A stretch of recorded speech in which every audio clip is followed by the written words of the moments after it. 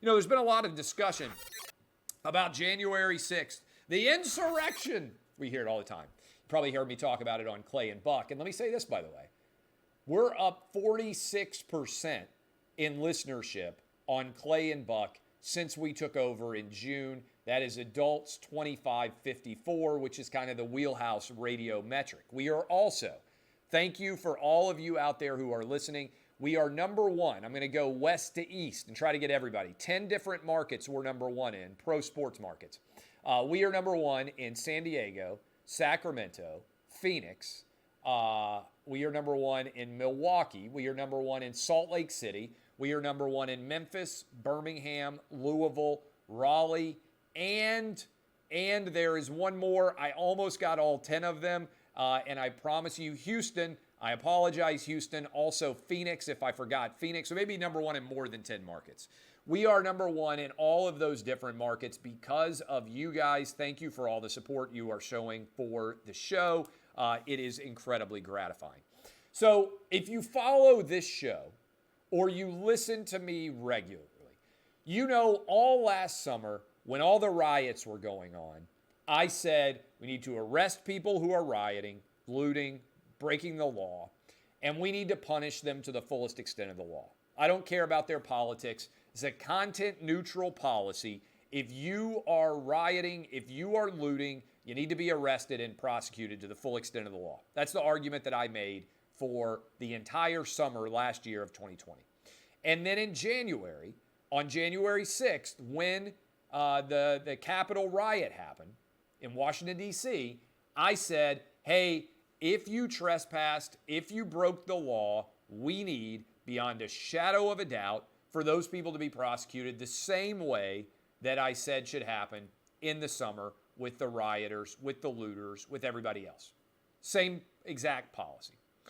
And so I try to apply content-neutral policies when it comes to the First Amendment and implement the same rules, whether you're white, black, Asian, Hispanic, Democrat, Republican, gay, straight, whatever your background is, whatever your identity is.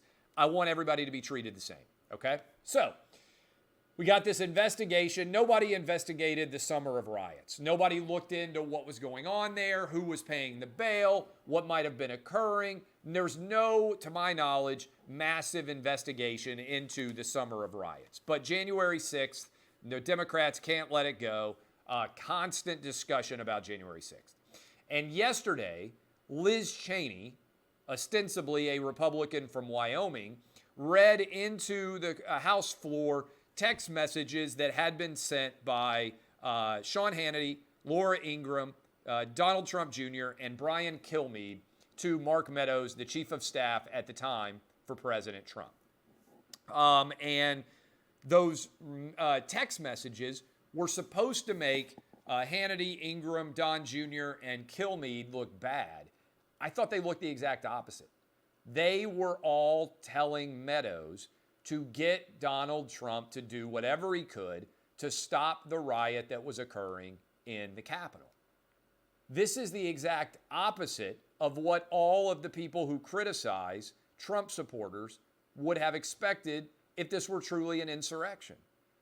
What was happening is all of these people, Hannity, Ingram, Donald Trump Jr., and Brian Kilmeade, were speaking truth to power, and they were asking Donald Trump to denounce what was going on January 6th. They didn't know necessarily that these text messages would one day go public, but I think Liz Cheney was reading them to try to make all of these people look bad. And I had the exact opposite result.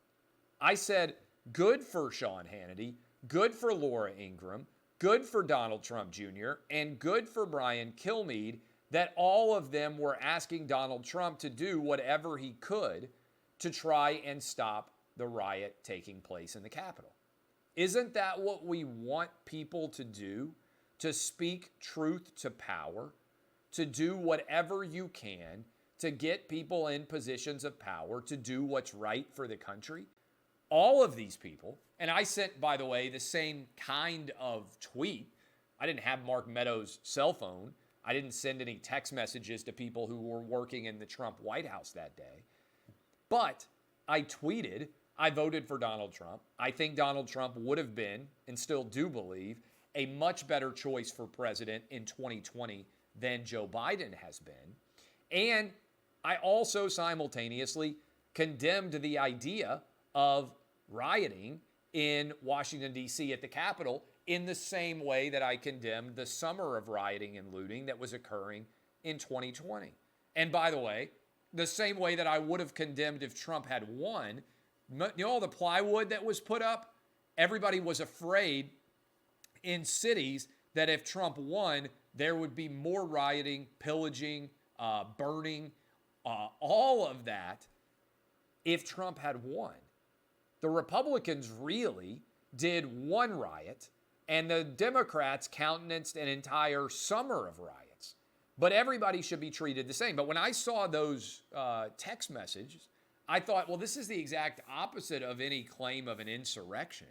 These are people in high levels of media influence, the president's own son, and all of them were asking for Mark Meadows to get Donald Trump to help to end the riot that was occurring at the United States Capitol.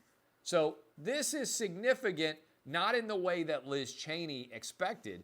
I think you have to give credit to Sean Hannity, to Laura Ingram, to Donald Trump Jr., and to Brian Kilmeade for using their influence to try to end looting as opposed to encourage behavior such as was going on.